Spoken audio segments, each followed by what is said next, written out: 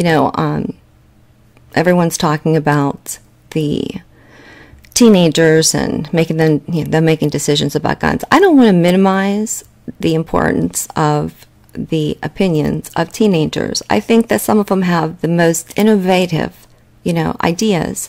They do. However, we as adults, we are the adults.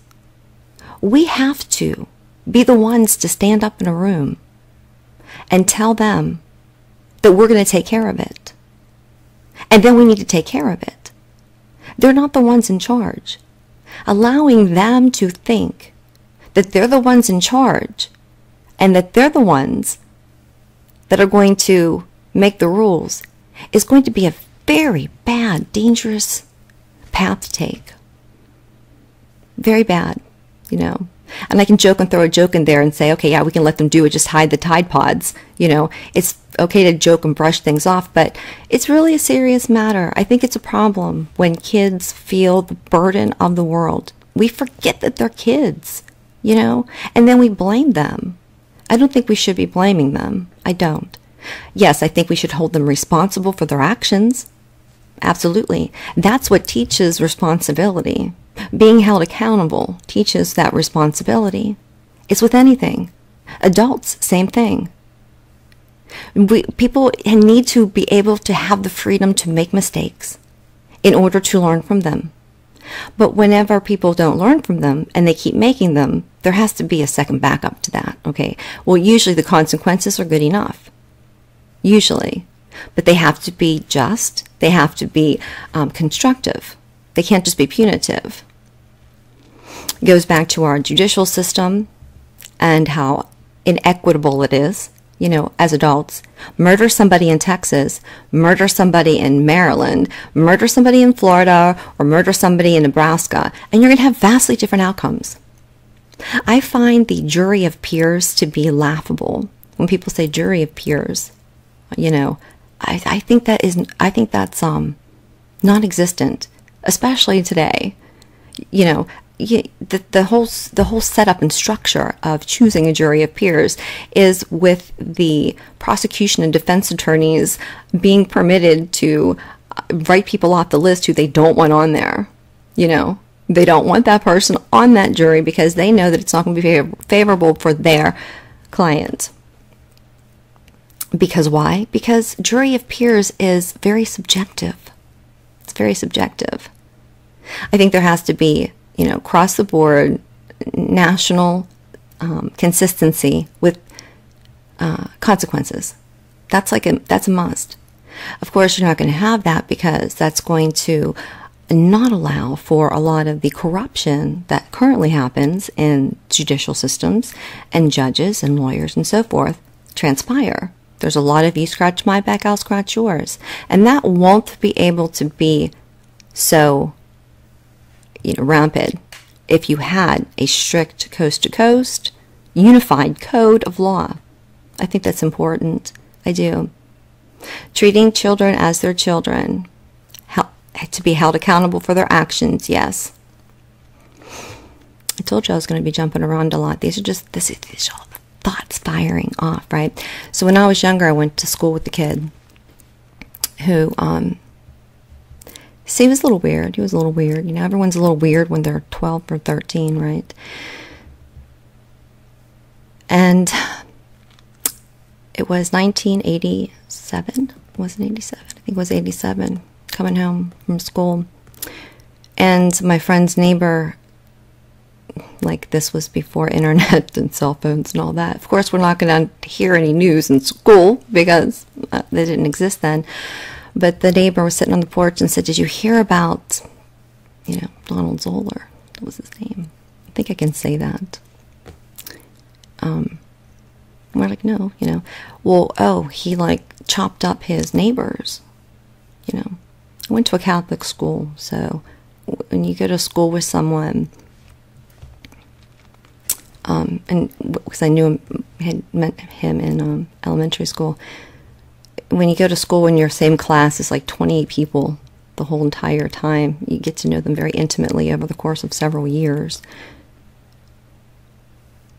And it was very jarring, He was 14. I think we were 14-ish. And it was violent crime. You know, these people were like in their late 80s, and I think the one guy was 90. His neighbors. It was very graphic when they told us, you know, he chopped him up, stabbed him like 70 or 80 times each, how he dragged the bodies upstairs and so forth. And at that time, there was no, you know, the question, it just started coming about if you're going to charge somebody with, as an adult or as a child. And he wasn't, if I remember correctly, my memory can be sketchy at times, but I believe he was not charged as an adult at that time. I'd have to go back. Gosh, it's funny that I don't remember that detail at this time, but I don't. But today, you know, and then soon after it became that people were charged with, you know, you'd have 12-year-olds being charged as adults, 14-year-olds being charged as adults. Yes, they do adult crimes. And I'm not saying that they should be let out of juvie once they turn, you know, 21. I don't think that that's the answer either, because when you commit certain crimes when you're 14, that's a life sentence too, in a different realm, you know. We deinstitutionalized everything back in what, like the 70s, was it? Or was it before then, deinstitutionalization? There had to be some give. I mean, they were putting people with Down syndrome in mental institutions their entire lives and making them more retarded. And retarded, I mean specifically the definition of retarded. That wasn't good. But then we went to the whole other end of the spectrum and just released everyone. You have people on significant medication today that should be being monitored 24/7 if they're going to be on these psychotropic meds. And we just like release them into society. Now you throw that on top of what I absolutely do believe are agencies manipulating the masses on a subliminal level, which could go even so far as just advertising products. You know, there is such a depth to mind control and hypnosis of sorts, and your advertisers use it all the time.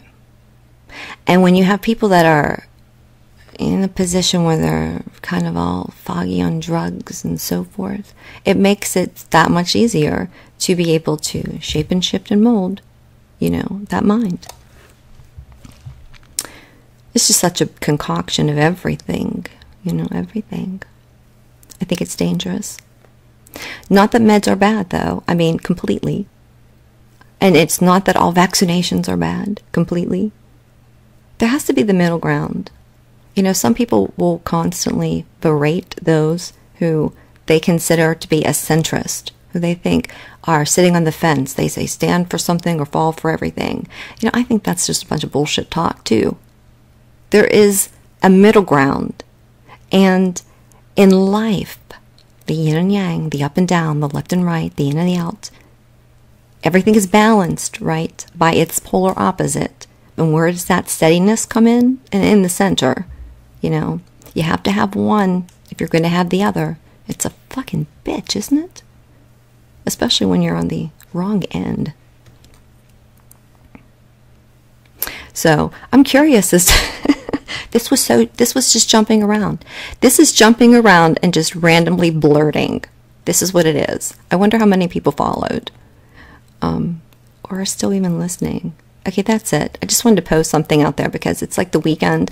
I am seriously I have to cut back on these videos. But I need to work on my taxes and shit. I have stuff to do and I'm procrastinating.